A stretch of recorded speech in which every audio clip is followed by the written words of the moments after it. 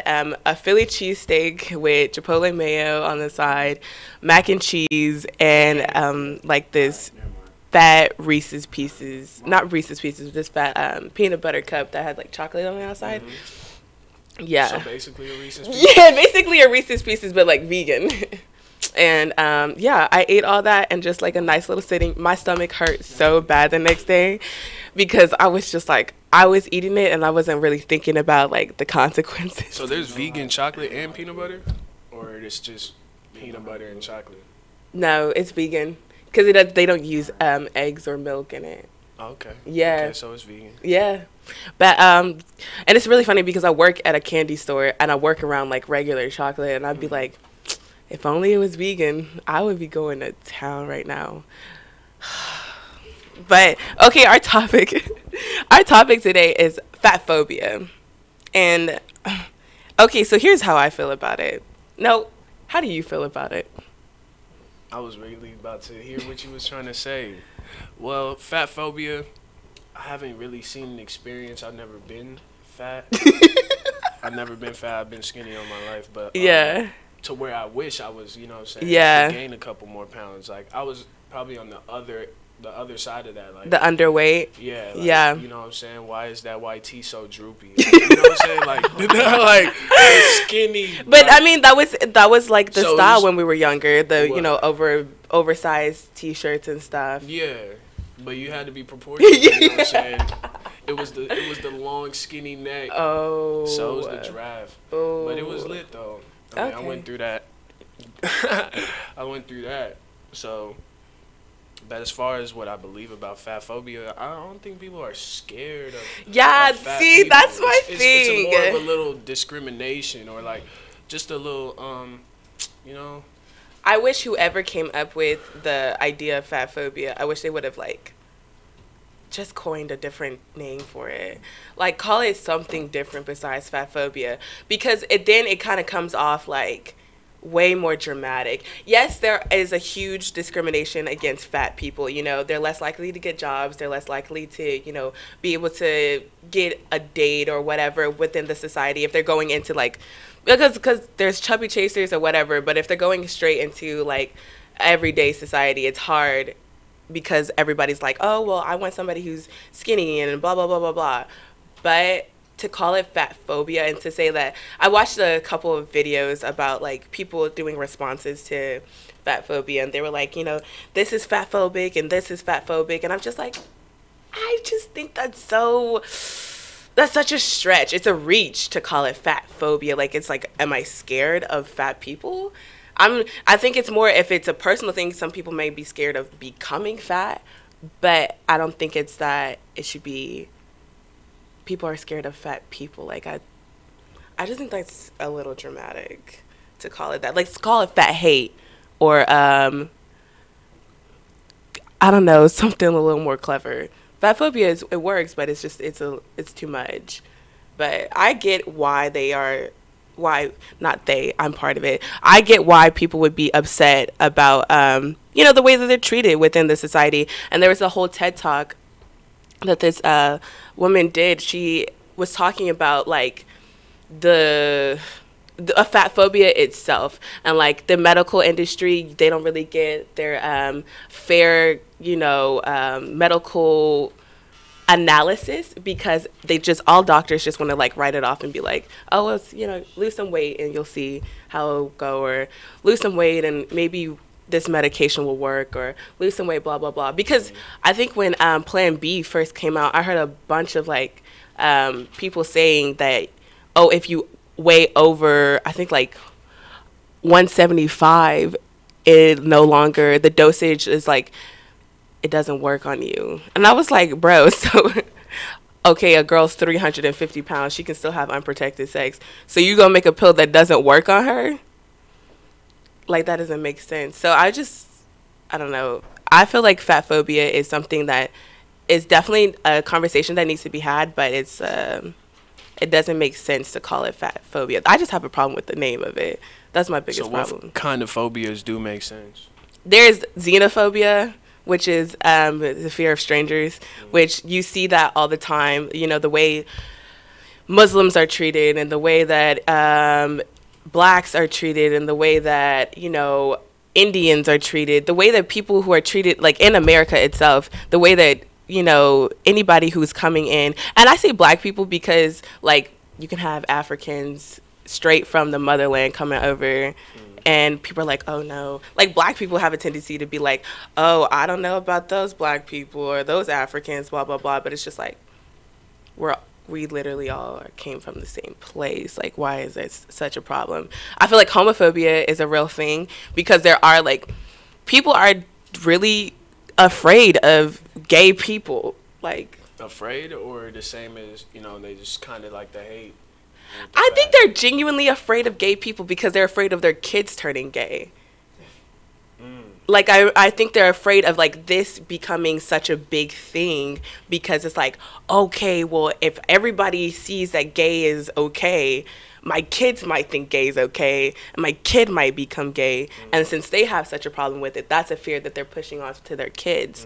So I was like, I feel like homophobia makes more sense. Like, I get, you know, you're scared your kid might be a little overweight, but, like, I'm not really afraid if my kid gets that fat. Like, okay, it's gonna, you know, he or she may be fat, but it's not gonna be that big of a deal at the end of the day. But some people feel like gay is, like, worse than anything else that they can be. What's another fear? Arachnophobia, scared of spiders. That's a real fear because spiders are deadly. That brown recluse. Have you seen that spider? No. It's the spider that can eat your flesh like, with its poison. Yeah. So one bite, that's all it has to do, and your flesh will start rotting away. That's crazy. The Black Widow. That's one that I've heard about. The one with, like, the red on its back. Have you ever seen that? Yeah, I've seen millions of those. Really? Yeah. Garages, all types of places. Dude, that's what scares me. That's what scares me the most. Like, they just be in these hidden places that you think you're just gonna, you know, be in and out, and they just bite you. And I'm just like, that's dangerous. Do you think you have a phobia? Like a real phobia? Yeah. Nah. No. I really think I'm Iron Man out here. No, wait. Okay, all right, cool, awesome. Ladies and gentlemen, presenting Iron Man. He takes off the jacket. Don't get me started. Wow. Okay. She presented me, so I had to come out and give y'all the real. She presented me. Wow. Robert Downey Jr., you got some competition, my friend. Always. Everybody got competition. Everybody. Well, I mean, that's only if you, like, view it as competition. If you don't view it as competition, you just you just have a similarity. There's no competition. It's competition for me, baby. I'm trying to be the champ. Muhammad Ali, Kobe Bryant, so many influenced me to feel that way. Jet Li, Bruce Lee. Yeah. You can keep going. Yeah, of course you can. I don't doubt you. However, you have fun with that. You have fun living your life full of competition. So what do you compete in? I compete with myself, mostly. It's the biggest competition ever. Yeah. I don't like to look at outward competition. Okay. Because. So give me some things you compete with myself. Yeah. I compete with, like, making sure that the me I am, like, per year is just better and better and better, and doing actually, like, more with my life, you know, because 19-year-old me compared to 20-year-old me, you know, I'm doing better than her. Word. Yeah. Like, I don't know, I'm more confident. You know, I have better ideas about, like, the world that I live in. I have better ways to, like, get my point across. I'm doing better, and I'm working towards. However, 21 me, oh my gosh, I'm excited for what she's gonna do, cause she's gonna be out here popping. And that's November, right? November the 3rd. I'm excited. You got some months. It's coming. I got some months. Let's get through this summer, and we talk about that. Dang, wow, he definitely shut my birthday plans down so quick. Thank you. But do you compete with yourself? Yeah, every day, every night. I compete against myself just about like waking up on time or not, you know? Or like the things I love to do, like staying true to them, because they're really like taxing on the body, the mind, the soul. So it's like, it's just a battle, not even a battle, just competition with myself, like to keep everything afloat and going. Yeah. So it's not really like nothing I can't handle. Like, it's really nothing I can't Well, handle. that's And a if I good can't, mindset. You know, there's God up there to help me with that. Yeah. So like the things I can't control, he's definitely handling that. But the things as far as the waking up, getting to work on time, these things, like that's my competition. I feel that. Yeah. I feel that. That's necessary. Just I feel like you laughing at me. You trying to cook? Is that what we about to get on? No, not at all. High five. There is a lot of confidence in what you do. It has to be. Yes. What about you? There has to be, but sometimes it's kind of like a fake it till you make it. Same. Same. But I mean, it's necessary, you know, because if like I don't believe in myself, no one will. If I don't come with this energy of I got it together, even though I know I have no clue what I'm doing. That's most of the time. But, you know, I keep on trucking, and slowly but surely pieces fall That's what's up. where I they like need that. to. So would you tell that to, you know what I'm saying, a person that's actually dealing with fat phobia? If they are fat phobic, like if they're not scared. A person that's getting discriminated for being fat. Oh.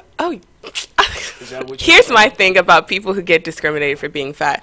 If it's something like, if it's when it comes to work or something, like that's hard to avoid, because you're going out there into the work field and you're looking for somebody to hire you, and sometimes our own bias get a little cloudy, and they end up integrated into our choices that we make. So I'm not excusing it or anything, but I'm just like, you know, be mindful of where you're going to like try to get a job, you know. But if like you're going out with your girls or you're going out with your guys and you're fat or you're overweight or whatever you want to call it, or sugarcoat it as, and you are trying to pick somebody up, or somebody is like eyeing you or something, oh my gosh, I feel like people have a tendency to be so self-conscious and be like, oh, they're staring at me, oh, they're doing this. It's just like, it doesn't matter. If they're staring at you, let them stare. You better look good. Give them something to stare at. Right. But it's just like, why are you so worried about somebody? Like, I have skinny friends who do that. Oh, they're staring at me. They're like, they're looking at me, blah, blah, blah. So, like, they have eyes. They're able to look around. If they're not willing to throw bows over it, you can't say nothing to me. Like, if I go out and there's a girl who's looking at me and she's like, oh, I don't know why she wore that, blah, blah, blah. She gonna say that to her friend. Right. She's not gonna say it to me. Because one, they're not bold enough. Two, if you're not willing to throw bows over it, then you don't really mean it. You don't really mean it, so. No, I'm so serious. Here's the thing, I'm not willing to throw bows over it. That's how much I don't care. Like, I don't care. If you think that I look bad in whatever I'm wearing, if you think that I'm too fat to be doing whatever, that's good for you. I'm glad you have a mind of your own and you have, you know, opinions of your own. But, like, at the end of the day, I'm still going to do whatever the hell I want to do, because I also have a mind of my own, opinions of my own, and I have a body of my own. So you wear what you want to wear, you do what you want to do, say what you want to say, whatever. But I just feel like sometimes fat people have a tendency to become the victims real easy and, like, sit in that victim mentality. And it's like, oh, you could definitely not, I'm not saying lose weight. I'm just saying change your mentality. You don't have to change your body. Right. You don't have to change for anybody. you just need to change here for you, you know, because if like you're so worried about it, everybody else is going to be worried about it. If you bring it up every single time, somebody's going to end up bringing it up to you, and your feelings going to be hurt because you're like, well, I'm the fat girl, or I'm the fat guy who does this, and I'm just the fat kid who does this, or exactly. It's just super self-deprecating. Yes. And so somebody else, you're going to be mad if somebody comes to you and you're like, oh, well, you're just the fat kid who blah, blah, blah. And you're just going to be like, oh, well. It's like, bro, you've been calling yourself the fat kid the entire time. Why can't I? You know, like you're beating yourself up. You know, I want to get a few hits in. Like, exactly. That's the really. That goes for everything. That goes for everything. Yeah. I got to really take that into account. No, I for turn real. into that when it's like, I didn't get the fade. I need to get the fade. There's no fade going on. What's up with the edge up? I be in the mirror like, come on, bro. Get the fade, bro. Like, I'm dead. I definitely just slumbered on good. You got to do that. I try not to say it. But I definitely saw you see it, though. That happened. But just like you said, you know what I'm saying? Don't hit yourself with it. Right, no, of course not. It was just a little shower. That shower's into everything. Like, for me, how it's the fade or working out or anything. It could be people self-deprecating, telling themselves, not smart enough. Yeah. I'm never going to get into that place. Yeah. Or they wouldn't accept me over there. I want to say I do that. I do that. There's definitely places in my life that I could work on not being so self-deprecating because I call myself an idiot like a lot. It's just mostly because, I don't know, I like to admit whenever I do something stupid. You do that in close quarters, like just you, or you do that in front of people? Not in front of like people, like not in front of like new people, but like people who know me and who know that I'm not an actual idiot. Yeah. Like I will be like, oh wow, I'm an idiot.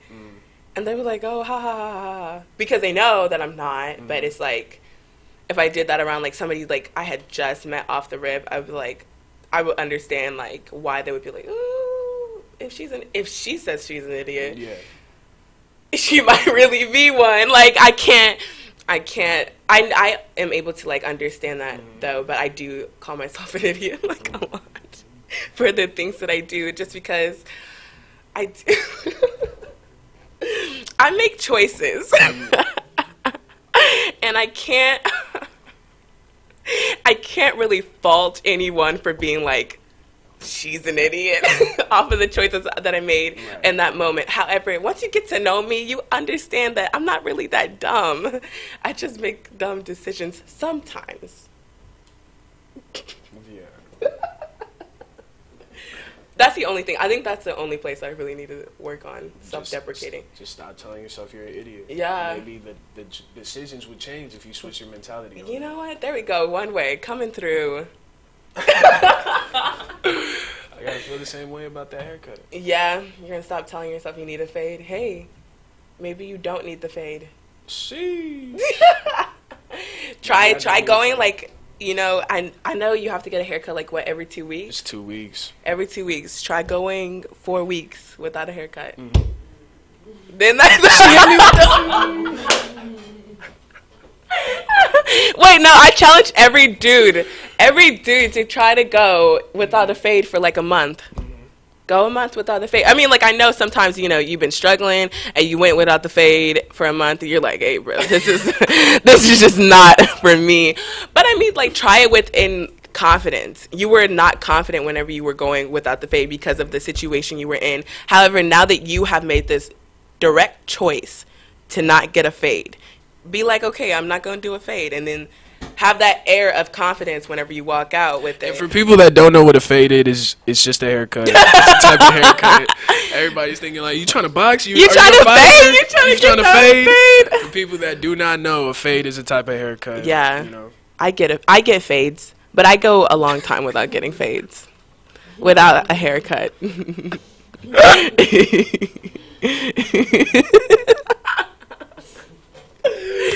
Say it again. I walked in, real quick story. I walked into the barbershop where I get my hair cut for the first time, and I was like, hey, can I get a fade?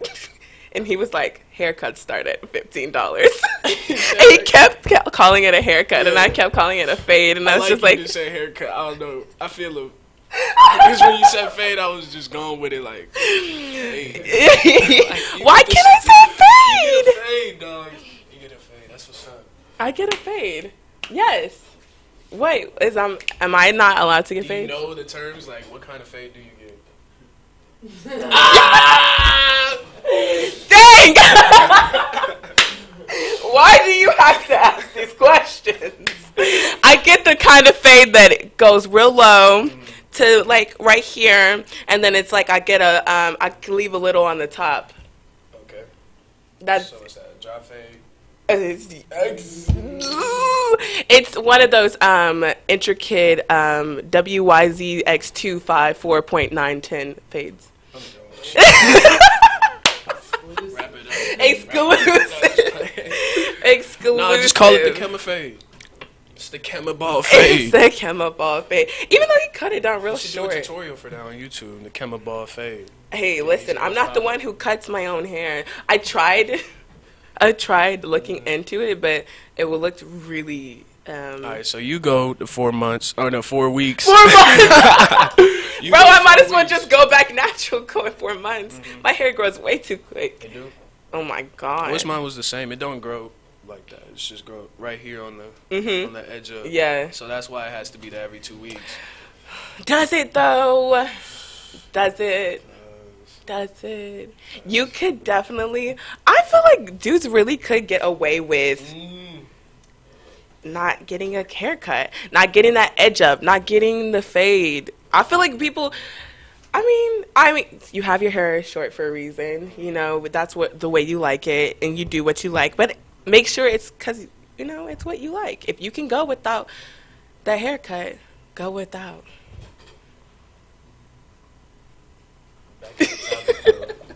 Back to the topic. Fat people. I feel okay, and then But I did like what you were saying. Like, I think a lot of fat people would be able to identify with self-deprecating and saying that they are the fat person in their group of friends and just championing it in a negative light. yes. What if you were the fat jiggy dude or the fat jiggy girl or the one that was getting or just giving off the most love? Yeah. Because it's in there. Yeah, no, completely. And I'm like, I feel like it starts so young. It's so easy. And I think that's where It for really everybody. is. It's so Kids are crazy with they're when I tell you kids are getting the mean. mic. Kids are mean. Oh my god. Like they will come in just with critiques already. And you're just like, "Oh wow, I just woke up." And it's crazy. It's like innate, like how they're wired. Like, how did they start understanding that they needed to start cooking fat people? Like, hey, something doesn't fit here. Oh my gosh, for real. Like, I don't know. So it starts young. It's easy for it to be. Oh, I'm a roast the fat person because people roast me about my teeth, and that person who roasts the person about the teeth gets roasted about their haircuts. The teeth was so serious too. I had a big gap in my teeth when I was the young gun. Small now. You having a hard time over there? No, I'm solid. Okay. But yeah. And they used to flame me so crazy for Yeah. that. The teeth.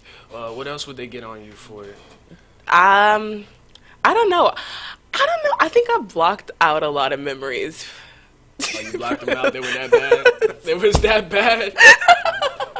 No, I just don't think, I really just genuinely don't remember getting made fun of that much. One, I was funny. I was always like the funny kid because I was always just like, I went to really like white school, so I could get away with being really quirky and just being like everybody's favorite, you know? And nobody really wants to make the favorite mad. Yeah. So it's just like, no one really hates me. I went to a school that, like, it doesn't matter if you're the favorite. Like, it's not safe.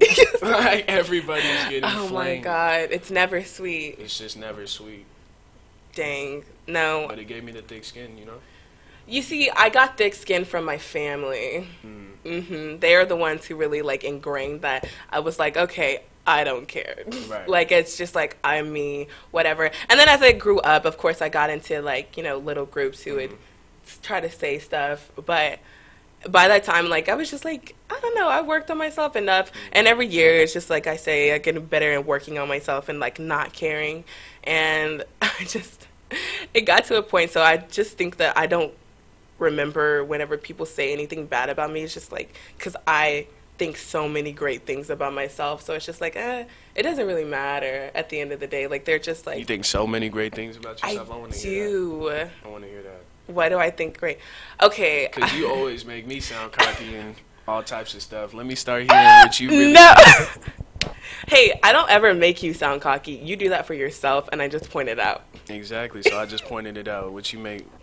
Is that cocky, though? Is that cocky or is that confidence? That's what I should be asking you. Because I know it's confidence, but you be trying to twist it like it's cocky. I think it's just a fun game to play with you, though. Mm-hmm. But great things I think about myself. Despite calling myself an idiot, I really do think I'm really smart. I do have, like, a good idea of, like, functionality of being able to move intricate parts of my life to make certain things shake, like to get stuff done. I think I'm really funny.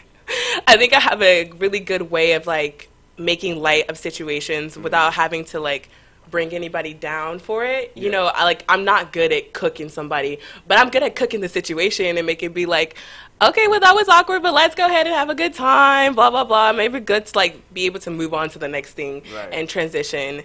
What else am I good at? I think I'm good at like making people feel comfortable whenever they're around me. Like I'm good at like, you know, complimenting them enough to make them feel like they have no reason to feel insecure about like being around me. Because I have been told that I come off intimidating. So I try to be like really nice and really like inviting for the sake of knowing that I come off intimidating. Because if I just sit there and I just have like my resting bitch face, you're not going to want to talk to me. Right. But because I know how to smile and like lighten my voice and come over and be like, hey girl, how you doing? People want to talk to me. People are cool with me, whatever. And I have a great personality. So it's like, it works. And I think I'm beautiful and I think I'm smart and I think I'm like, I deserve nothing but the best in this world. But that's cocky of me. That's the cockiness in me coming out. But mostly it's just like, I think I'm a great person overall. So whenever people try to come for me, and I'm just like, if only you knew. If only you knew. Yeah. Right. I hear you. You speak up. I definitely hear you. Yeah. All of those things. Yes, I definitely think all of those things about me. And I think that I have a tendency to come off really humble. And sometimes people may think that, I don't think they think that I'm insecure, but they don't think that I think that great about myself, but I really do. Like, I think better about myself than I do, like, a lot of people. So you do compete? I don't compete in that way. No, it's not like I think I'm better. I just think highly of myself, but I don't, like, think about anybody else. You know what I mean? So they're not equal? It's not equality? It's not about it being equal or equality. Don't try to trip me up. It's not about being equal or equality. It's about being a singularity and being an individual and understanding my individuality and not competing with how smart I am or how beautiful I am or how much great personality I have or how I'm able to, you know, make decisions or how I'm able to live my life. This is a singularity. It's not, oh, well, I'm able to do that comparatively. I understand. Yeah. See, I'm good at explaining myself. Look at that. Another one. I'm going to put that on my list. There you go. Here you go. But I feel like being a bigger kid, you know, I definitely had to figure that out for myself, like, quick, though. Because it's easy, like, when we're kids, for people to be like, oh, you're fat. And, like, for you to take that and be like, okay, well, I'm fat. So now, you know, I can take that and make it a bad thing and be the annoying fat kid, or I could be the funny fat kid, or I could be something fat kid, or whatever, and just always have a tagline as fat. And I always, like, try to not focus on the fat part. I tried to just be whoever Akema was going to be, but Akema was not going to be the fat, blah, blah, blah. It didn't matter. I was going to be who I was going to be regardless. And I feel like, I don't know, I feel like people focus so much on fat people, but there's also, like, underweight people who go through, like, not just as many struggles, but they go through struggles themselves. Definitely. And, like, there's this girl that I have class with, and she was, like, she's underweight, and she's constantly told that she needs to, you know, gain weight or whatever for her height and her size. Right. And she was just like, yeah, people, like, are always telling me, you know, I need to gain weight or I need to do this. And she's like, I've tried, but the weight that she gains, she loses so quickly. And I was just like, that's the stigma that people go through. Like, no one's really worried about her. But if she was fat, if she was like, I don't know, like 200 pounds overweight, people would definitely be like on her case to like lose weight and blah, blah, blah. But she's like, people tell me that I need to gain weight, but they're not really like helping me or like showing me ways that I can gain weight or do whatever. And I'm just like, that's so sad. Like, there are so many outlets to lose weight, but you have to go search to gain weight and to like actually like do it healthy and not just eat pizza and Wingstop and drink a bunch of soda, but to gain weight healthy and like to keep the weight on. That's a completely different thing, but nobody focuses on that because everybody just wants obesity to be eradicated. But if you're going to talk about obesity, you have to talk about our food industry. And that's a whole nother topic. Thing. That's why you went vegan in the first place, right? Yeah, that's one of the biggest reasons I went vegan is because the food industry is disgusting, and they just genuinely don't care about us as a humankind. Right. They genuinely only care about the bottom dollar that they get. They like, it's really disheartening because you would think with all of the health issues that's come out of the processed food and the genetically modified food that have created and been like shoved down our throats, you would think that there would be more of an outcry. But the people who are like fighting for it and advocating for like a change, they get no respect. They get no kind of like platform. And of course there's always like, oh, the angry vegans and blah, blah, blah. But it's like they have a reason to be angry. There are kids who are dying from... Killing us. Yeah. Like, you're literally killing us. Yeah, genuinely. And it's just like, it's quick. It's easy. I'm busy. I have to eat something. You have to eat something at the end of the day. So, like... They know that. Yes, and they know that. And they know how to make it cheap. They know how to make it palatable. And they know how to make it easy. Commercialize it. Bro. And it's just like... I couldn't like stomach the fact that is so, it's so easy for them and they don't care. They don't care. They try to keep it all under wraps. They put money into like you not finding out about what's really going on. You know, there are labeling issues that go on with like nutrition labels and what they're able to put in there and what they're able to like not put in there. And I'm just like, whatever. I'll decide this for myself and I'll go my own route. And there's definitely, you know, problems in the agriculture industry because of like pesticides and like the things that but it's just, I'll do this for myself and I'll hopefully be able to pass it down for my kids and then they'll be able to pass it out to their kids and slowly but surely we'll be able to trickle off of this processed foods and fast foods and the meat industry and hopefully this makes the world a better place. World peace, right? And that's all it's about. That's all it's about. And it has to go generation to generation. I feel like just trying to do the norm and just go protest it or, you know, saying go out of our way instead of just working on ourselves. Right. And working on our kids. Right. And then their friends and their kids. Yeah. You know, to really start a change. You know what I'm saying? We could complain about the change. Yeah. Or we can complain. We could do that. Yeah, you know, we could definitely do that. Or we could really just create the code, pass down the code, and hope that it works out. Yeah, I know, for real. And I think that's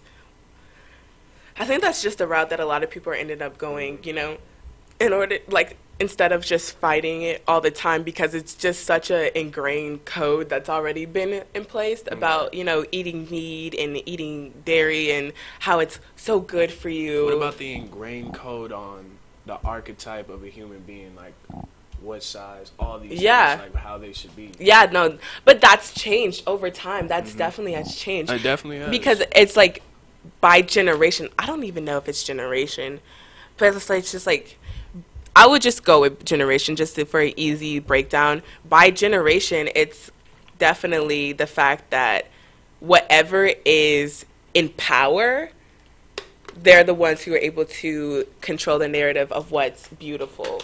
And so now it was, I think in like the 18th century, you know, if you were bigger, that meant you had money. Right. That meant you had wealth, that affluence. Like you were able to afford food, you know, and able to eat your own, you know, whatever you wanted, blah, blah, blah. So people who were bigger, that usually meant they had money and they were well respected in their society. And now here it is. But it's like also, you know, obesity is a little more of a extremity because it's like these people will be about like 200 pounds overweight now, but back it was probably like 50 pounds overweight. You know what I mean? So yeah, I get the health conscious, like wanting them to like do better, but it's also like it hasn't always been like, oh, skinny people are the beautiful ones and skinny people are the ones that are blah blah blah. I mean, you see the Greek sculptures, they weren't skinny. Well, they were smaller, but they had like their fat rolls and they had, you know, some jiggling. If they weren't marble, I'm pretty sure they jiggle. So I just feel like the narrative that skinny people are what is beautiful is thin or whatever, I feel like that's being challenged now, and a lot of people have a problem with that because in the 90s, skinny, like thin, bone thin was like beautiful. That's really it. Was beautiful, and now we're working towards, now you see like slim thick, now you see thick, now it's plus size. It's like it's working its way up, but I just feel like people have a genuine fear of fat people of, okay, I guess the fat people being beautiful. I guess fat phobia makes sense in that sense. If it's like of it rising to power, like, yeah, oh, this is a beautiful thing. Right. And I feel bad for like fat people, like fat guys, because I feel like they have less of a advocacy for them, because it's always like, you know, you see fat women who work so hard and they're just like, we're all beautiful, and they're like, you know, showing off their back rolls and belly fat and everything, and I'm like, yeah, go girl, but you don't see that for chubby men. You don't see anything for men. Just call a spade a spade. I will not. You don't get I will not allow you to try to change that into every form. No. They don't really care about it. Here's the thing: they have less of an advocacy. However, I do see chubby men out there, you know, shaking their bellies and showing off their little man boobies and whatever. Boy SSE. Yeah. Shout out to him. Yeah, but I think that, I don't know. Maybe this is a double standard. Oh, you remember Fat Man Scoop? He used to go hard with it. Fat Man Scoop. Yeah. Oh, you. Yeah, he's a hip hop man. Oh. Okay. What were you about to say? I think this is a bit of a double standard. Maybe this is just like what I. Okay, maybe this is what I see. All the way down. You know, I like the standards. This is just what I see, but I feel like it's not that hard for men. No. No, I feel. Here's the thing. It's not that hard for men. Here's the thing. It's not that Here's hard. the thing. Let me explain. I'm not even like, you know what I'm saying, shutting you down, but I just need to keep asking you that. Like, let me. Like, it's not that hard. Let me explain one way. Okay. Sure listen, hear me out. Hear me. We gotta do the 500 push-ups. Hear me out. Yeah. I just feel like you Speak up. Don't whisper it. You see fat men, all right, and you see them with like these skinny girls, and there's skinny girls who love, you know, big guys, chubby guys. They love that, you know what I mean? And it's like there's a you know, a way for them. Do they love them, or do they love that they can basically control them? No, that's the thing. It's usually not even like that. It's not even the woman who controls him. It's usually the man. Don't look at me like that. It's usually the man who is able to control her. But it's it's more likely that you see a fat guy with a skinny girl than you do a fat girl with a skinny guy. I'm not saying that you don't see it, and I'm not saying that it's not possible. I'm just saying what growing up and what was constantly like reiterated to me is that you see fat girls. I mean, you see fat guys with skinny girls, and you see fat girls kind of just like either with another fat guy or just falling by the wayside. I do agree with that, but the fat dudes that do have the skinny girls usually have that different mentality than the fat women. That's very true. That's very true. On that and force, you know yeah, what I'm saying? It's the stigma towards themselves. Yes, and they go out there and I'm Rick Ross. You know what I'm saying? I'm killing the game. Like these girls want me. I feel that. Okay, so we're gonna finish this. We're gonna finish this conversation after we go on break. Yeah. So we'll see you un momento.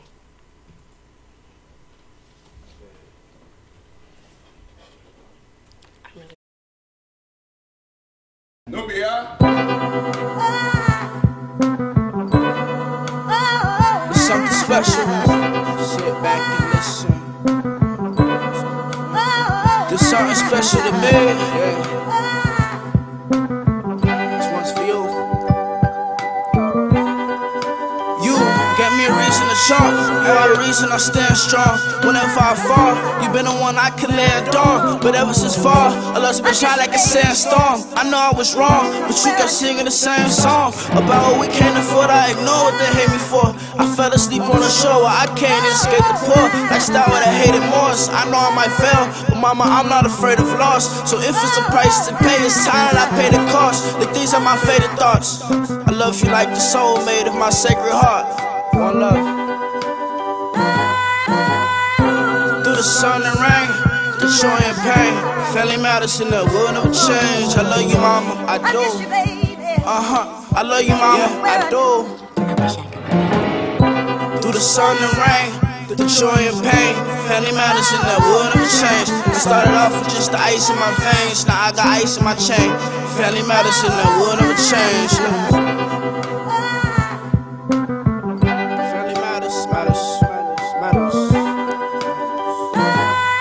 It don't matter how the wind blow, you stay down like 10 toes. You taught me family matters like Jaleel White and Winslow. So even though my wind's low, I'm still a champ to you. The struggle is a journey that a hero must pursue. To activate his dreams and plans to make cream. Show the world one life, one love, and one team. For the girls from the 414 to race scene. You don't gotta be bees and hoes to be seen. You don't gotta be down the fuck at 16. No, a queen is a girl who fought no God's lead. Straight up. Through the sun and rain, the joy and pain, family matters in the world never change. I love you, mama, I do. I love you, mama, I do. Through the sun and rain, the joy and pain, family matters in the world never change. I started off with just the ice in my veins, now I got ice in my chain. Family matters in the world never change. I said, family matters. I pick apart the broken pieces in the words you're speaking. Recognize the vibe I'm feeding in these written thesis. Yeah, you know the white man will keep the vulture eating, but you know that Leo season keep the culture breathing. So it don't matter how many of y'all think I'm the greatest of my generation, I'm still a neighborhood favorite. The whole hood waving cause they understood Caleb when he had the all even with the sides tapered. Now my eyes slow, Asian basketball deflated, still dream chasing, face it. It's time to say goodbye, SoundCloud, Spotify's waiting through the sun and rain, the joy and pain, family matters in that world never change. I love you, mama. I miss you, baby. I love you, mama. Where I do.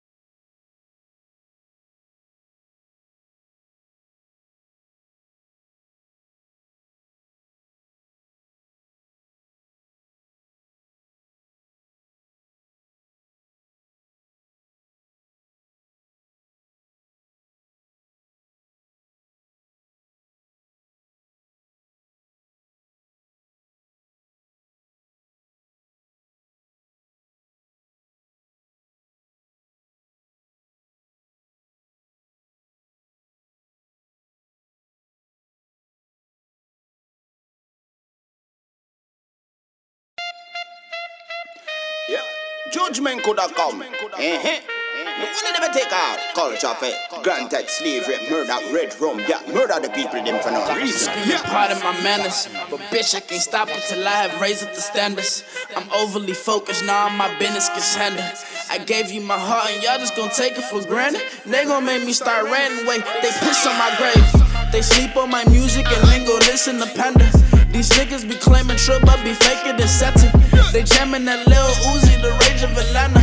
I'm just speaking on vultures who hold my culture for ransom. Yep, I hop on the beat and they get to throw on attention. They let that bullshit divide us and spread like a cancer. I'm building my army and we are coming for answers. Singing part of my manners, wait, death to your stereo. I'm killing they stereotype. I know some niggas that will bury your type. Armageddon, speak of the trap, but don't be living that life. I got some niggas that will bury your type with their arm and hammer. Keep it trill, never scared of a fight. I come through like a thief in the night. On my country grandma, piss on my grave, throw shade on my light. Can't hold me down, bitch, I'm down with the flight. And it's Armageddon, the armor, the Armageddon, the armor. I'm talking Armageddon, the armor, the Armageddon, the armor. Oh yes, it's Armageddon, the armor, the Armageddon, the armor. I'm talking Armageddon, the armor, the honor, your mama.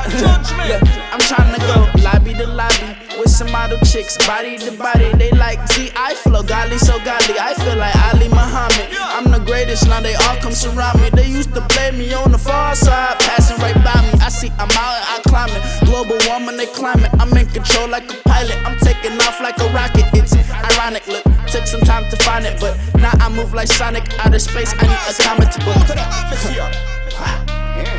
I got some niggas that will bury your type. Armageddon, speak of the trap, but don't be living that life. I know some niggas that will bury your type with that armor hammer. Keep it trill, never scared of a fight. I come through like a thief in the night. On my country grandma, piss on my grave, throw shade on my light. Can't hold me down, bitch, I'm down with the flight. Alright, here we go. They can't kill my pain, so I drown in my sorrows. Goddamn, it's a shame. I can't kill my problems. I might go insane. I might not see tomorrow. They throw dirt on my name. I keep spitting fire. The armor, the armor, the armor. I'm talking Armageddon. The armor, the armor, the armor. Oh yes, it's Armageddon. The armor, the armor, the armor, the Armageddon, the armor, the honor. Gun ready for fire, man. For that, yeah, me tell them, I'm a god, them make them red.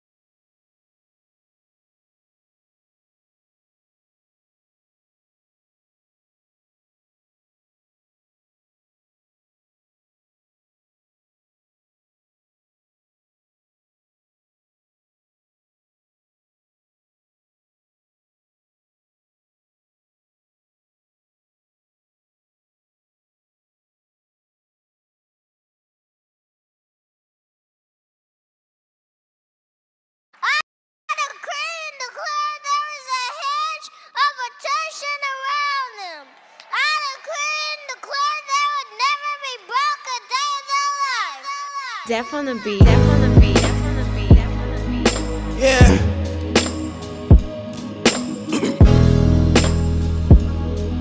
Yeah. And it's the realest shit I ever wrote. The trillest shit I ever spoke.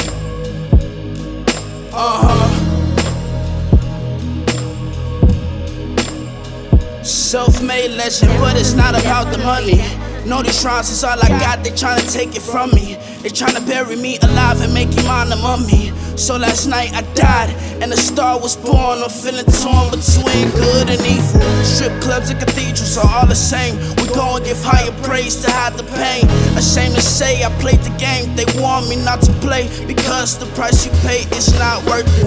That's better said than lived. In reality, this music's all I got to give.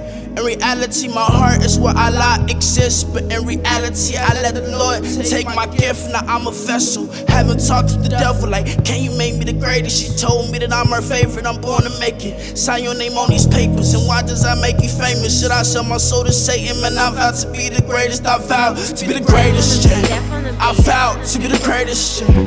I vow to be the greatest, man, I vow to be the greatest, yeah. I vow to be the greatest, yeah. I vow to be the greatest, man, I vow to be the greatest, yeah. I vow to be the greatest, yeah. I vow to be the greatest, man, I vow to be the greatest, yeah. I vow to be the greatest, yeah. Did what we did, no time for looking back. It's time to get on track and run until we fade to black. They tryna blitz, but I never get sacked. My soul under attack, I'm caught up in my passion. Flashing lights, cameras, and action. I'm clashing with titans and dark assassins. I'm laughing, cause really I can't be touched. Stress is never too much, it made me wanna give up, please. Lord forgive me, Father please forgive me. I know that you love your son, man, Lucy, she's just so tempting. You sent me on a mission, the freedom mindset of the gifted. But was this all a part of your plan? Tell me now before I go down this road. The least to sell on our shows and fucking hoes bad like Marilyn Monroe. I guess we may never know. For now I'm one with the ghosts. Pray I make it down this road that I chose. Why? Because I vowed to be the greatest, yeah. I vowed to be the greatest, yeah. I vowed to be the greatest, man, I vowed to be the greatest, yeah. I vowed to be the greatest, yeah. I vowed to be the greatest, man, I vowed to be the greatest, yeah. I vowed to be the greatest, yeah. I vowed to be the greatest, man, I vowed to be the greatest, yeah. I vowed to be the greatest, yeah. Deaf on the beat. Deaf on the beat. Deaf on the One beat. day, Deaf on the beat. Deaf on the beat. your choice will come.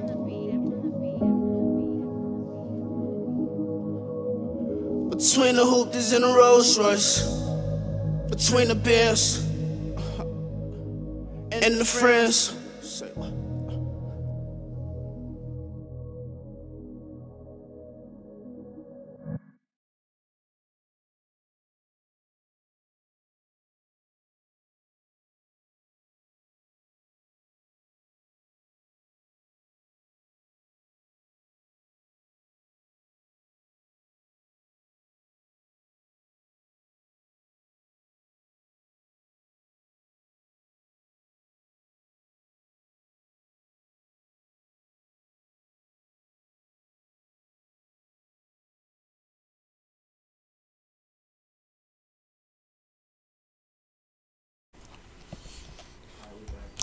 Hi, welcome back to Speak Up.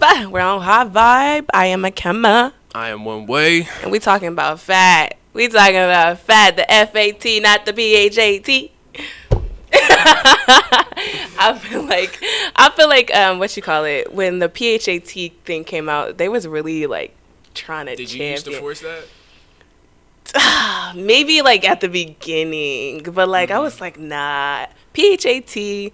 I feel like if I'm fat, I'm fat. We're not gonna try to make it cute. Like it's gonna be cute because I'm in it, right? But to trying to make fat like PHAT a thing was just like, okay. But there's more than fat. There's bad build. There's bad build.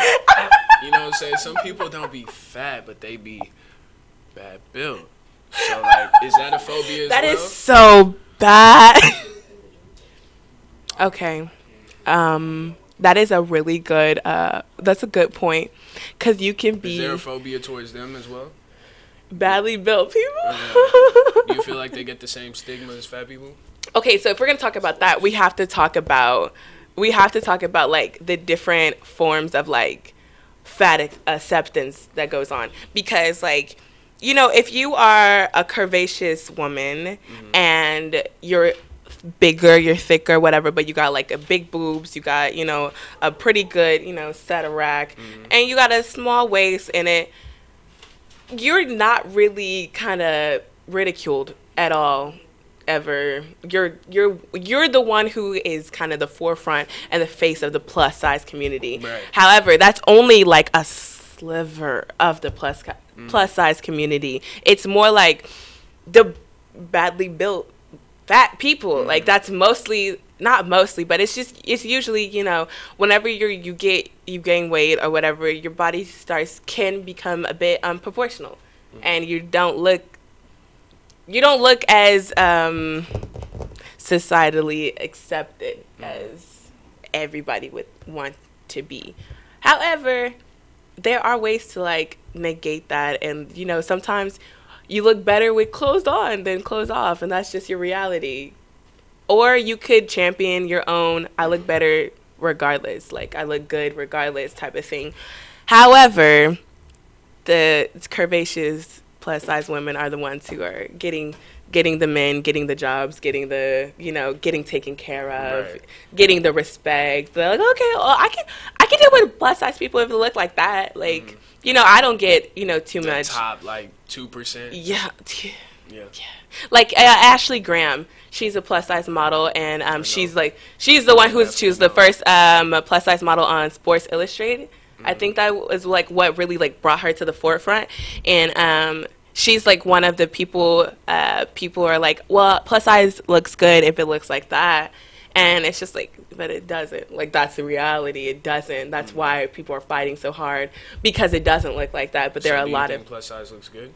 I think plus size, if it doesn't look like that. If it doesn't look like that, yeah, plus size can definitely look good if it doesn't look like that. Like, I think what I would love is to normalize the fat body, like the nude, naked fat body, the raw fat body, not the perfectly proportional, like, curve Smooth, or what. Yeah. No roll, it's just one just like nice not thing. Yeah.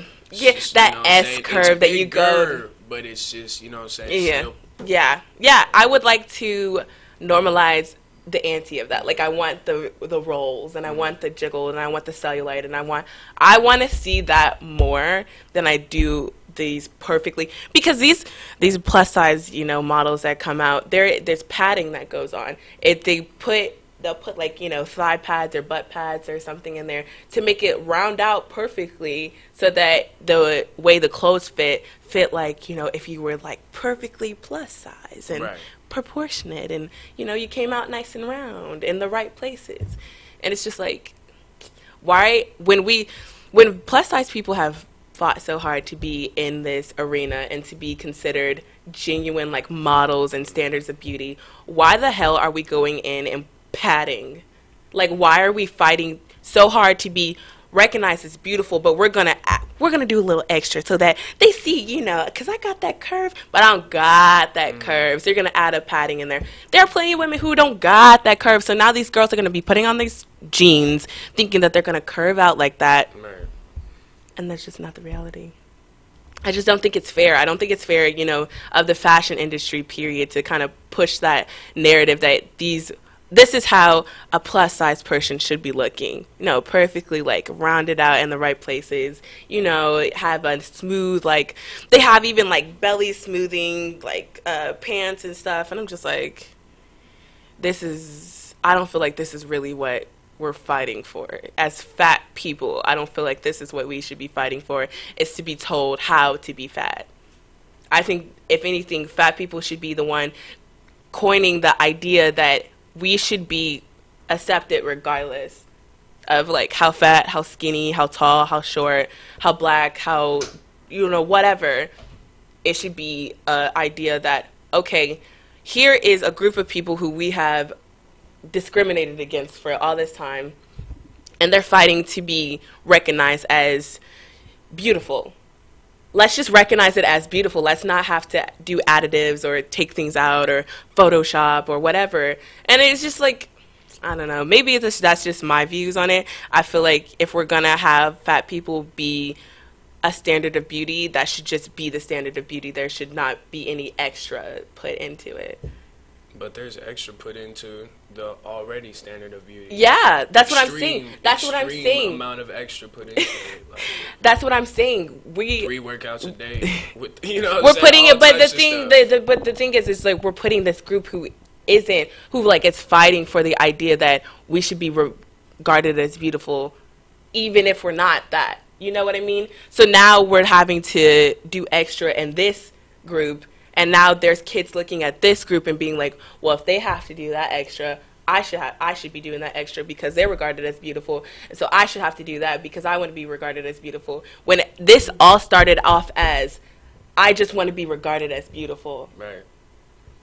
But now it's becoming more into that, you know, wait, the already standard of beauty is doing 3 workouts a day, you know, eating only chicken breasts and broccoli every day and being so like, no, I'm not saying don't be healthy.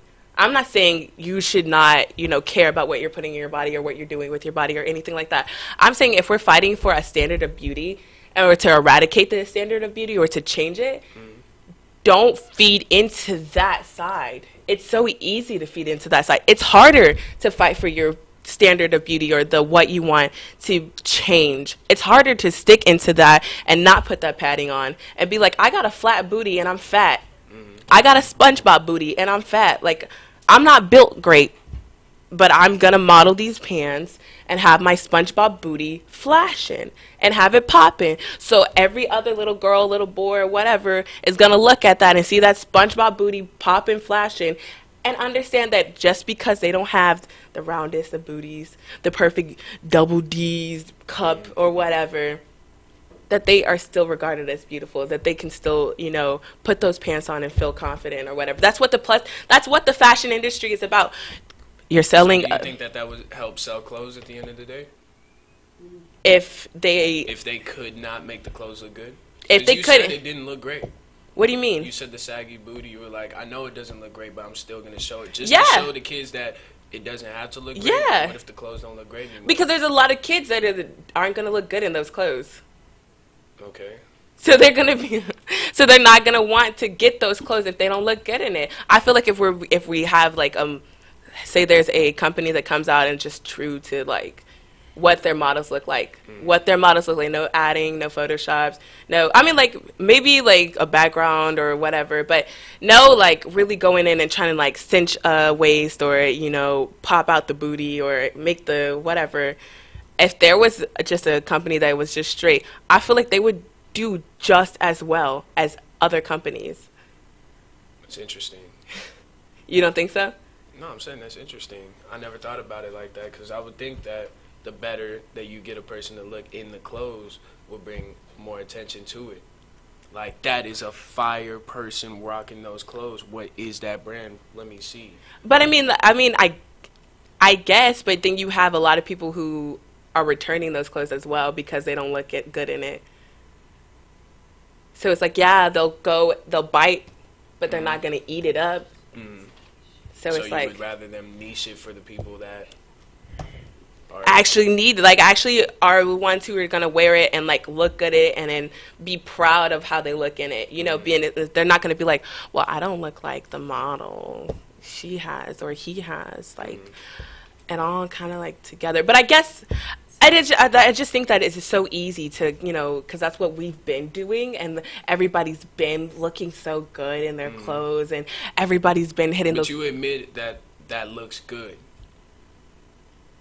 Sure, yeah, it looks good. It looks good. It looks good. It looks good. Better than the other side, or just good? It just looks good. I feel like a SpongeBob booty built person could definitely pull off an outfit. Which one? What do you mean? Which outfit? Jeans, a shirt. Not jeans, a shirt. Jeans, a dress. A dress? Yeah, you don't think so? Huh? You don't think so? I'm just saying it doesn't look better than the first option that I was saying. It's in my head. Yeah, I mean, I guess I'm biased. So Okay. I'm highly biased. I'll be honest. So I don't think I can give you like my real opinion is biased. How So could it not be biased? Mine is biased. Yeah. You know what I'm saying? How could it not be biased? I guess, yeah. Speaking up for the cause that you know what I'm saying? Yeah. Want to champion. Yeah. I guess so, but yeah, no, I think that the fight has kind of turned in more into falling to the side that we've been trying to get away from, and like it's easy to go into, oh well, we're just gonna get like somebody who's like nice and proportional, and they're going to be the ones who are going to be the face of this company, this fashion company or whatever, because they just like everything looks good on them. They fill out the clothes better and whatever, but it's just like the reality is like everybody doesn't fill out the clothes better. Or here's what a perfect compromise. A perfect compromise would be Half a spread on both. yes, to have My bad. I should have listened. yeah. One way just loves to take it all, so bad.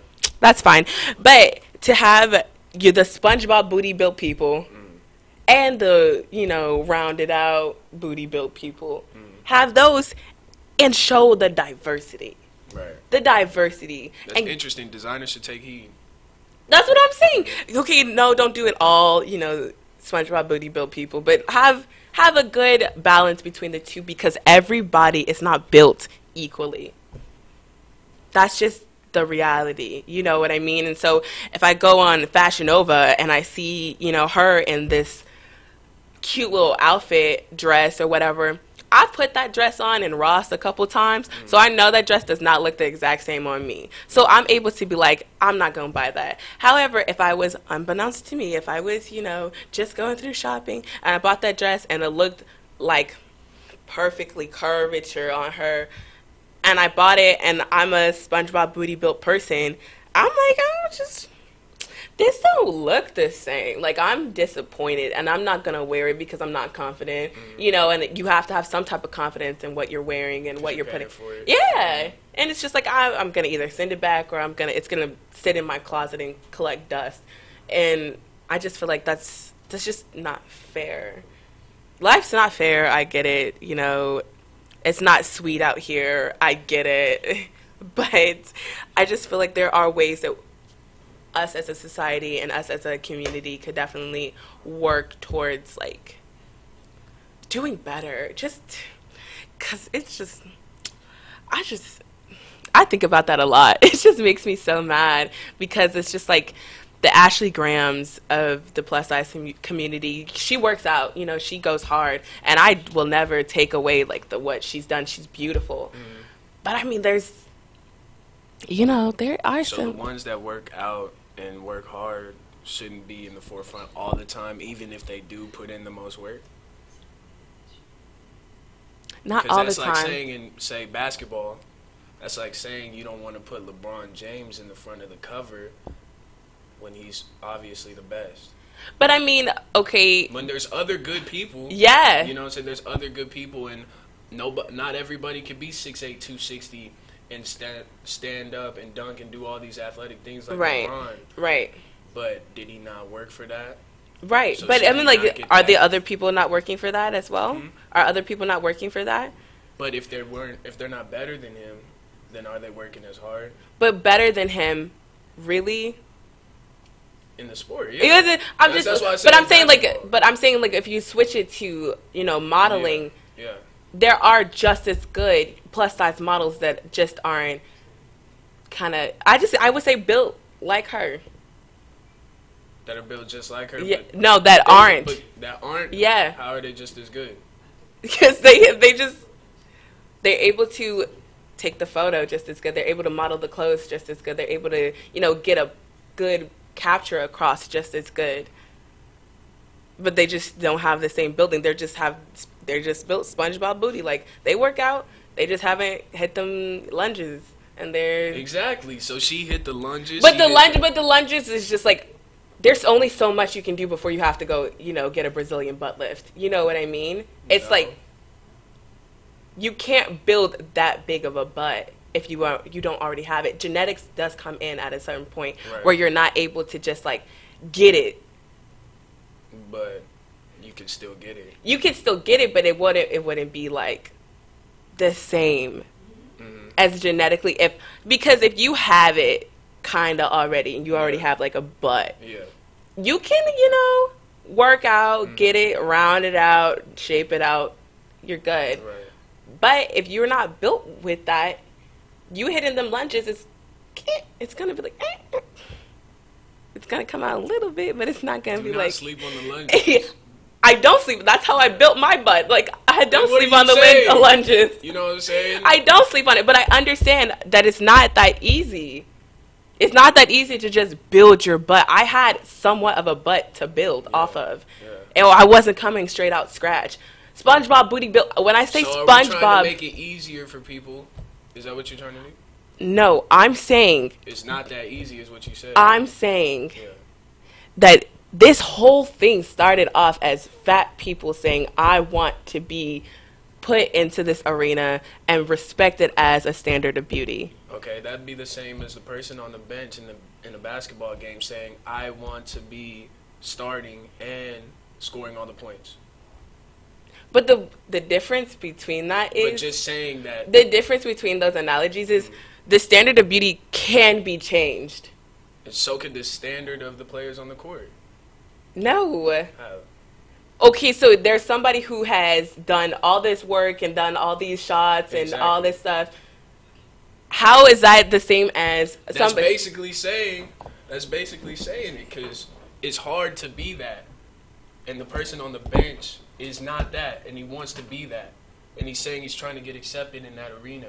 But until he gets to that, he's not going to get accepted. But I mean, the whenever same you way come, in there other is a fields. plus size model who has a 6-pack. She's bigger, How are you and she plus has. size and have a six-pack? That's what it's genetics. It comes down that there are bigger people. There's sometimes you just you work. You work and you work out, and you just don't get as small as what they're willing to accept. So this whole group came out and was like, well, bump it. We don't want to have to be accepted. We don't want to have to work out to get to this small to be accepted for like, and you're not going to accept us when there's some of us who work hard and who are in shape and are healthy and more healthy than actual skinny people. But they're still bigger, so they still are regarded as, oh, well, that's obese, or that's fat, that's blah, blah, blah. It And they're wouldn't be still obese if they were working just as hard as skinny people. You can't say that. You can. There are power lifters that are considered obese. But they're proportioned. No. A power lifter that's unproportioned. No. They're considered obese. I'm talking about a professional power lifter. I'm talking about a professional power lifter would still, by the books, be considered obese. Okay, by the books considered obese. Then what but the hell are we? By his size and how it's like formed, are you telling me that he wouldn't be considered healthy? Nobody would like be looking at him. Oh, that's obese. But I'm saying if That's you're going, what I'm saying. that's Nobody would say that. That's what I'm saying. You can't make it too easy. In every other field, there's people at the forefront because that's the standard of how hard you have to go. I'm saying, And you could easily say that's the standard. We don't mess with that standard. But how can you want to be in the game if you're not on that standard? but they're trying to change the game. But they're trying to change the game and ended up falling into the fells of the other side of it. The way that only this small section we're gonna accept, and everybody else has to like work to that exception to be considered top notch, beautiful, That's top what I'm notch. talking about. That's why I use basketball analogy. But There's I'm only saying, 5 players that can be on the court. You have to be the best 5 players. There's players that are talented in other ways, but they're still on the bench. but what I'm getting at is that this didn't start off as, oh, let's all play this game. Only the But best. it is the same game. You're trying to model. You're trying to do the fashion. It's the same game. But I'm saying That's like there is a way interesting that you as a can get. I'm saying there's a way you can give everybody a chance to show you that can be beautiful as well. Right. What's the way? I just can't put the SpongeBob SquarePants people in there. Put them in there? Put them in the game and let them show you that they can be beautiful. Okay. Give them, because this wasn't like everybody woke up one day and was like, oh, Ashley Graham's beautiful. You know, it took time. It took acceptance. It took work to be like, okay, well, maybe if they looked like that, I'd accept it. Or maybe if, you know, she had some of that. And I mean, of course, I've talked to dudes who were like, oh, I love fat women, blah, blah, blah, this fat, about fat, blah, blah, blah.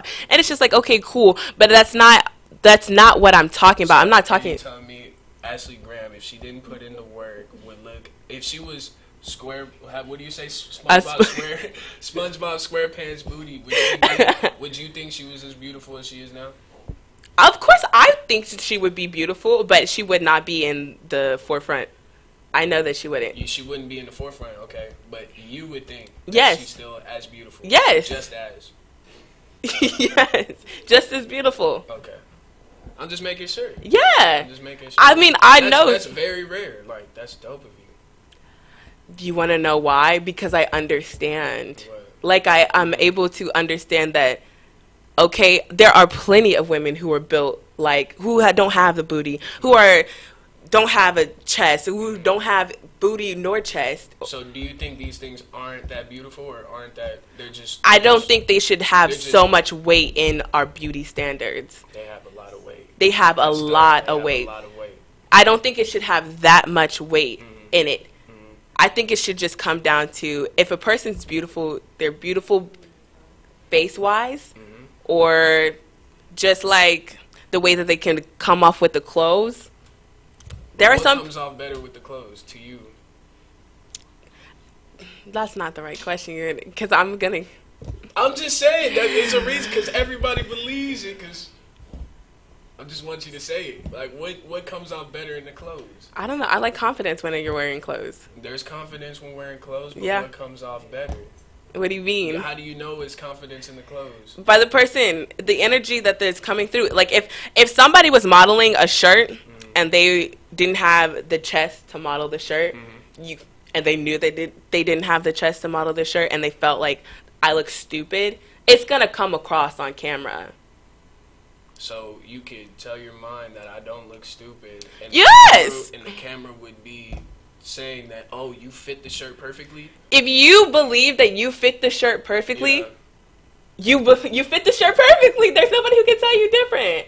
Okay, so that's like me saying, like, I don't play in the game, I scored 0 points, but I believe that I just won the championship. Is that what you're telling me? There's a reality. Did you win the game? Did you win the championship? No. You don't fill out that shirt. I'm not saying you completely fill out the shirt. I'm saying you come across like you already fill out the shirt. I'm coming across like I want it. Okay, then next year you're gonna win it. Next year you're gonna win it? Yeah. What? What do you mean? Don't what me?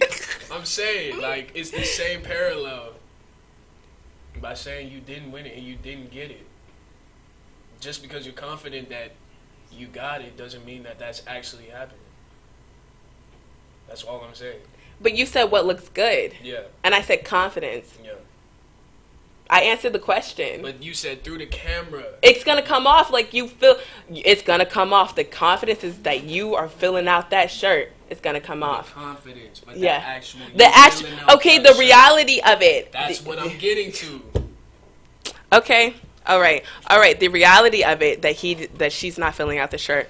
Okay. However, what looks good is the confidence that comes behind it. There could be a girl who fills out that shirt perfectly and still does not come across half as good as a girl who could barely fill out the shirt. That's not true.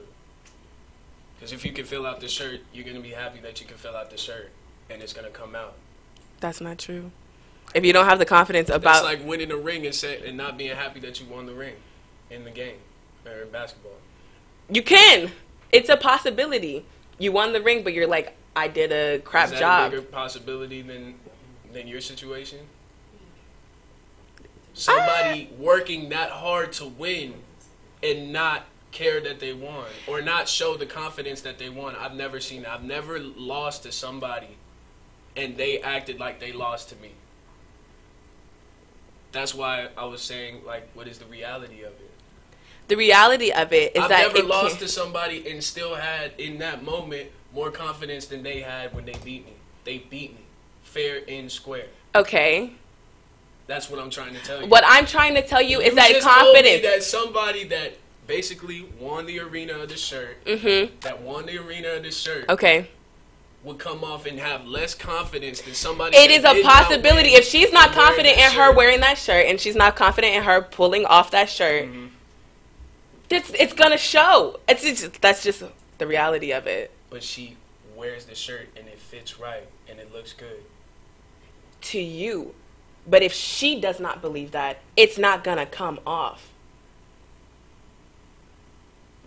So you can say you don't look clean in this shirt right here. Uh-huh. But I see it. Uh-huh.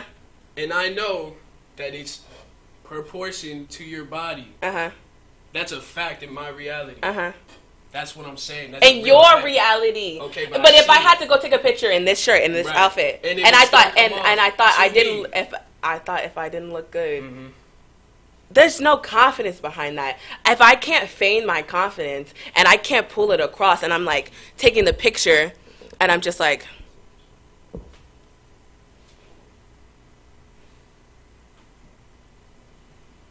it's gonna be awkward, and it's gonna come across awkward on camera. Because it's going to pick it up because my energy is not in, oh, I look bad. Like, look at it. Flat out. Uh-huh. That's never going to come across right. If I'm not confident in what I'm doing, like if you are not confident on the basketball court, Exactly. you're not confident in shooting them threes or making that layup. Exactly. I'm using all the words I know. No, but you hit them all on the right. Right? No, all the words. Hitting the layup or doing that half court, whatever, then you're not going to do a good job on the court. People could be like, oh, well, he made a few shots or blah, blah, blah, blah, blah. You can still make them shots, but you're not confident behind winning the championship. And people would be like, oh, well, he's doing a good job. How would I not be confident in winning the championship? Because you don't have that confidence. You're not confident behind what you're doing. If I'm a model and I'm not confident in the outfit that I have to have on, it's not gonna, and I can't feign it. I'm not faking it. I don't have the ability to be like, well, I'm gonna just, fake it till I make it, take a couple pictures. I feel you, but how are you a professional model if you can't do that? How am I a basketball player if I can't do that? We're not talking about professionalism. We're not talking about professionalism. You asked me what looks good. Well, we were talking about Ashley Grant models. Yes. Models. Yes. You said that there's models with the SpongeBob booty. Yes. That can pull it off. Yes. Just like her. Yes. That's what I'm saying. There's And confidence. I was talking about championships. Okay. Rings. You can be in high school and do a championship. I know, What but are I you was talking about? LeBron James, though. Okay.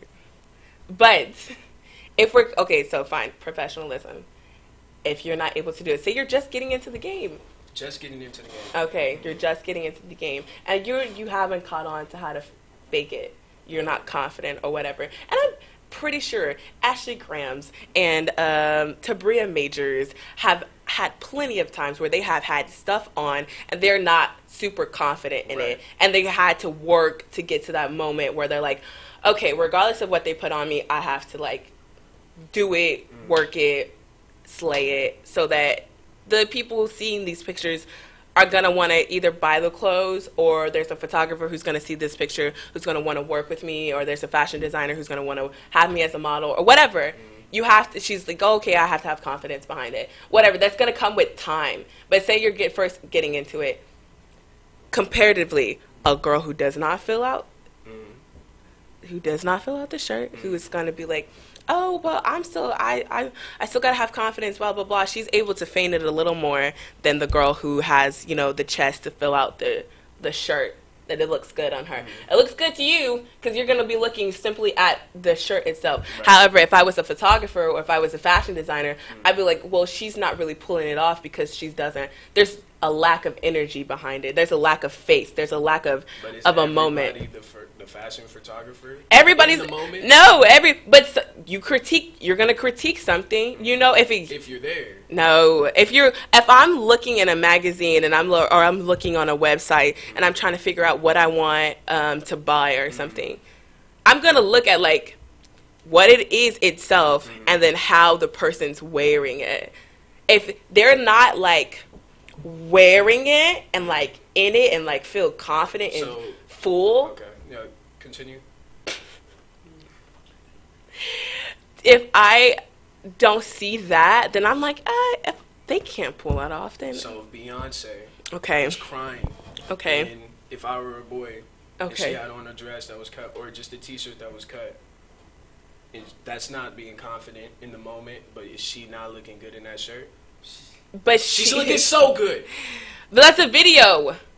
You're talking about a video. Magazine. Wait. Okay, a wait. Magazine, a video, a basketball game, all that. Is she not looking good in her jersey? But she's able to feign the confidence of looking. She's good. crying. How's she feigning confidence? She's getting a point across. She has to be confident in getting this idea, this behind the scenes kind of look across. I'm crying and I am upset, blah, blah, blah. She has to believe that what she's doing makes sense. For you to believe what she's doing makes sense and she looks good. But we're talking about her rocking the clothes. The confidence that goes in behind her rocking the clothes is first and foremost. So that's what you asked me. Position, crying in the shower is confidence.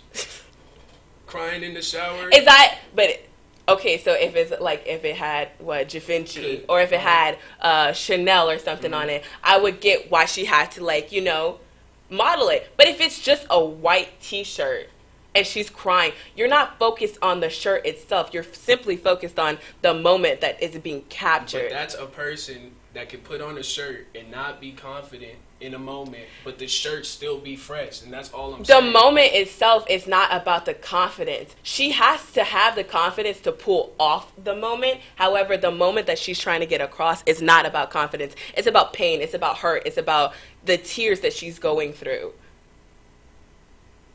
So I'm like, if you're talking about just a white T-shirt and then focusing on the moment itself, then that doesn't really matter. But the confidence that she has to have in herself, in her music, in her moment, in her body, and whatever, in that moment to have that white T-shirt on with the shower running, with her crying, fetal position, there has to be some type of confidence behind that. Because who's just going to get in a shower and start getting in fetal position and cry and be super confident in what they're doing?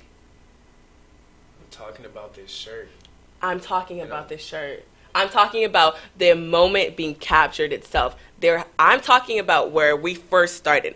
Confidence. That's key to me. If I'm going to buy something, if I'm going to... You want to see the model look confident in that gear. That's what you're talking I'm about. saying that. Well, I'm saying that I like to see the shirt yes! wear correctly. You know what? Come on. And I respect that. I really do. Mm-hmm. And you're more than welcome to have that idea. Mm-hmm. But what I champion for and what I am fighting for is the idea that sometimes you don't really have to fill out the clothes itself. You can just have the confidence and have those clothes on and rock it. You can just rock it. You can just rock it. And I'm just like... But will you be rocking it better than the person that fills it out and has the confidence? Oh my God! It's not in your mind, I'm pretty sure that's what you would say. You would think that the person who fills it out and has the confidence looks great. But I already told you I'm biased, so regardless of it, how am I not biased too? Is that it's not, you know what I'm saying? But it's like I'm biased, so I'm not gonna agree with you. Did I say it, Kemma? No, but I'm like you're fighting in the back of your head. Then you fighting it. You kind of want to get. No, you're asking me these questions like, oh well, the person who has the confidence and fills it out, they don't look good. But I'm gonna let you know that does the I don't. With not being able to, in reality, fill out the shirt the way it's supposed to. Okay. Is that confidence better than both? Being able to fill it out and knowing that you can fill it out with confidence. If they look good, they look good. It's not better. It's not worse. It's just, it's equal. There's no, I wouldn't say, oh, well, she looks better because she has like the That's nice, what's up. whatever. That's definitely what's up. Like, I just come from a background where it's like, it's not about equal. Yeah, I come from a background where I had to fight to get to that mindset. There was a lot of like breaking and rewiring of ideas, societal ideas that have been like shoved down your throat from the get go. Yeah. So I'm like, no, I would fight to the death for the SpongeBob built booty people. That's what's up. Because That's definitely what's up. Shout out to the SpongeBob booty people. shout out. Really, Hey, shout out. like, No, seriously, because they really don't get half the respect that they deserve, especially in the plus size community. Because, especially if you're a woman, if you are a dark skinned black woman who is SpongeBob built booty, you get like absolutely no love. You get lack of respect. Like if you don't have boobs, you don't have butt, it's just. But not even with a race. What if you're just a short man with no money? A short man with no money. And that's the thing that when a lot of bigger women, they talk But about, you have all the confidence in the world. they talk about, oh, I want a man who's like 6 foot this, and I want him to have a nice beard, and I want him to have this kind of skin, and I want him to have this kind of job or whatever. And then they get mad whenever like a dude is like, well, I want a girl who's 125 pounds. And it's just like, Because didn't he have to be Yeah, 6'5" and do the push-ups I'm and just did like, everything? Like, he can't say that? you can't be mad. You can't be mad at his preference. Exactly. Because you just went listed all these preferences for your mans, and then you find him, but he's like, I'm looking for something in a smaller package. Right.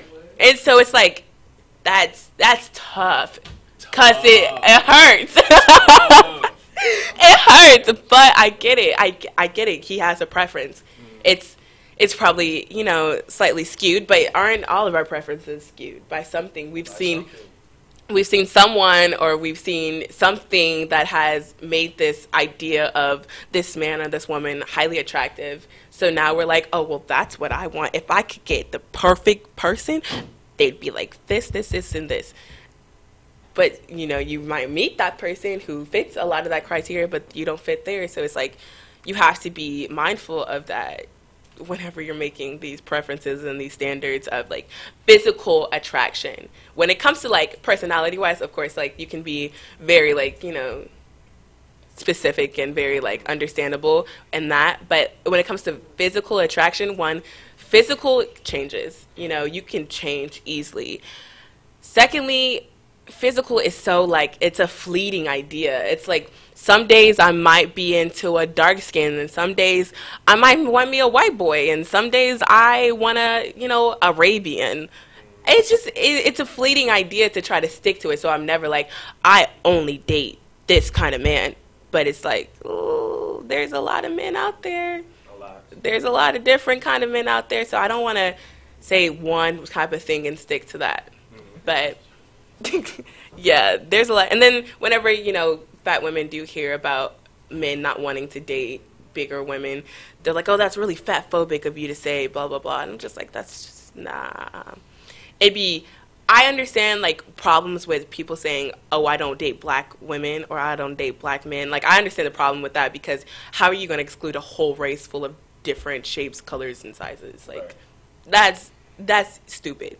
But for somebody to say, I'm not really interested in bigger women, it's like, there's so many different sizes and shapes of black women, not black women, but big women, that it's like hard for me to be like, I don't know how much I believe that, but it's also like, I respect your preference, because I have preferences. You have preferences. So everybody does. Yeah, so if it's a short man with no money, but he has confidence. So how do you have preferences if it's all equal? What do you mean? You just have to be confident, right? No, when it comes to the clothes, you asked me when it comes to clothes.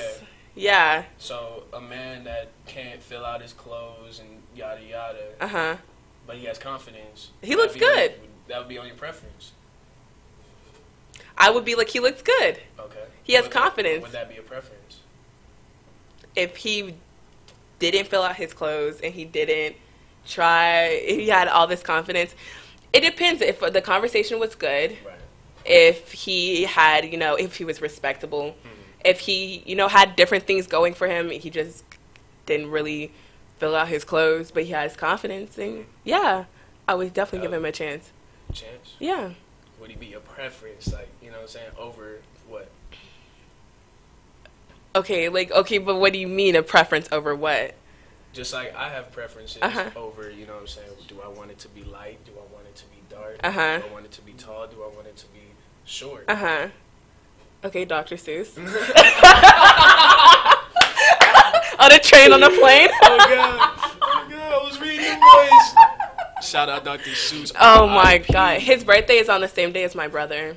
Really? Yeah, March 3rd. That's what's up. That's what's up. No, Dr. Seuss. Yeah, no. You were just going, and I was like, okay, all right, Dr. Seuss. Okay. But yeah, I have those preferences or whatever. But they're not equal. There's some that I like better. Okay. And I was asking you, confidence. Yeah. Is that all you? That everything is equal? I never said everything was equal in my preferences. I said if it comes to like, I'm looking at clothes that I want to buy. If a girl who's not filling it out and she has confidence behind it, I'll still be willing to buy the shirt, buy the pants. But it's a whole different thing when it comes to what you would want as a partner. Yeah. Your mate. Yeah, of course I have preferences. Of course I have things that I like more than others. However, when it comes to like their physical attraction, it's a fleeting idea that I don't hold on to so much. So it's like, yeah, he may not fill out his clothes, but is that really enough for me to be like, he has confidence, he's a respectable guy, he's, I think he's attractive, I don't know, there's this other qualities of him that are upstanding, so I'm like, it doesn't really make sense for me to be like, oh, well, I don't like the way he fills out his clothes, like, okay, but he wears them clothes like he fills them out, or he wears them clothes like he rocking it, so I'm not gonna knock him. You do you. Everybody has their own style. Exactly. So I'm guessing your preference is a girl who fills out her clothes. Definitely. Definitely. Okay. All right. So we understand that you have a preference for women. Ladies, if you're gonna slide into One Way's DMs, make sure you understand you better fill out them clothes. Cause he don't like them. I didn't say I didn't like chill. Okay. So cause he prefers you to be like that. Just be aware of that.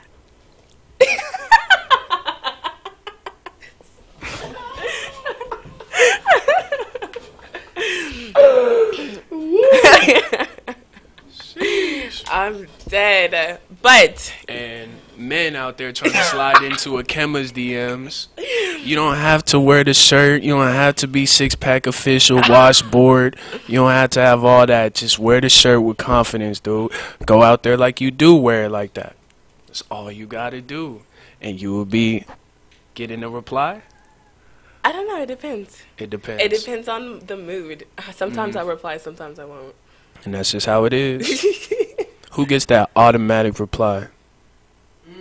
Ooh. I don't know, to be honest. Like, it's really bad. It's not an automatic reply for, like, anybody. Okay. To be honest. Like, it has to be, like, if you're sliding in my DMs and I go to, because I'm automatically going to go to your page and see, like, what's up. Like, who are you? If you're sliding into my DMs and I see on your page that you're just like, you're a guy who likes to, do, you just don't seem like you're a weirdo and you don't come off like mad aggressive. Like I hate it. Like what's wrong with the aggressive? Mad aggressive? Why'd you say it like that? I was just saying, what's wrong with the aggressive? Mad aggressive? You act like you was finna throw off.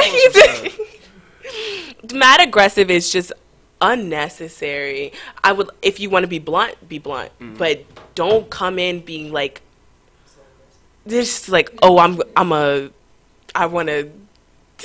I've had really bad things. I don't know. It's just, there are ways to come into a DM and be blunt and respectable. Be like, I think you're beautiful. Right. I'd like to get to know you. I'd like to talk to you. Right. Whatever. Not. I'm trying to. But maybe he's not getting the vibration across to you when it's just a, I think you're beautiful. I like your pictures. Maybe we can go out and get some coffee. You don't You say know it what I'm like saying? that. That's how it comes off. No, it doesn't. I'm To just you. asking. I'm just To asking. you, maybe. If a girl, ladies, okay, listen. If a girl comes into your DMs and she's like, oh, so like, But excuse ladies me, don't have to sexy worry about that. chocolate. Like, ladies don't have to worry about that nearly as much as men. You think so? You don't think a girl is sitting there worried about how she's about to slide into I a know man's the DM? ratio. I know that's happening, but I know the ratio of the reply is 10 times higher for men replying back to women than the other way around. Chill. Let it happen. Let it happen. I can't. You can't let it happen. I can't. I think that men are just as picky and just as I don't know, standoffish when it comes to girls sliding in their DMs. They'd be like, "Oh, this girl just slid in my DMs, talking to their friends, like looking at it, like let's see." It's definitely not like that. Okay, you're more than welcome to hold on to that narrative. However, I know the truth, and I'm here to speak up about it. Men are just as picky and just as standoffish when it comes to sliding into the DMs. That's why I don't feel bad. I'm like, you slid into my DMs. It's different. It's different if a man comes up to me. It's different energy. I would respect him more if he came up to me. If it's like on some far away type stuff, I get it. However, if we see each other on a basis and like I see you at a party or I see you at, you know, whatever, and I've seen you a couple times and you slide into my DMs, you have points against you already.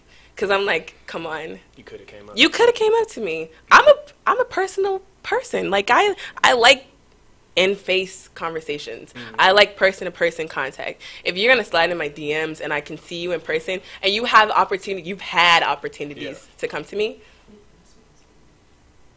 you won't get half the energy that I would give you if we were in person. And it was automatic. You made the move.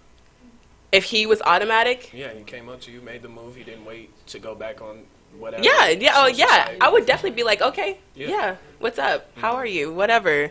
But if it's like, oh, we see each other, and then you're like on some, well, I've been meaning to like talk to you. What would be blah, mad blah, blah, blah. aggressive in person? Touching me Touching you? off rip, like Off rip, no touching? like it's But if what it's if he's trying to show he's not trying to be a buddy? ooh, And what if he's pressed for time? I don't. If you're pressed for time, you better get your point across, clear and concise. Clear and concise. If you're pressed for time, get your point across, clear and concise. But don't be like, you know, what's up? How are you? You know. But maybe, you know, so that's the point. Like, I think we should do such and such. Okay, if you're coming to me and you're straight off like I just like to, you know. Because a lot of men just don't know how to be honest about that because they know the reflection it'd be like you're mad aggressive. You But know what I'm it's- saying? So they would go ahead and create the facade. But it's like, don't create the facade and have me thinking that this is going to be something more than you just trying to get it and quit it. Right.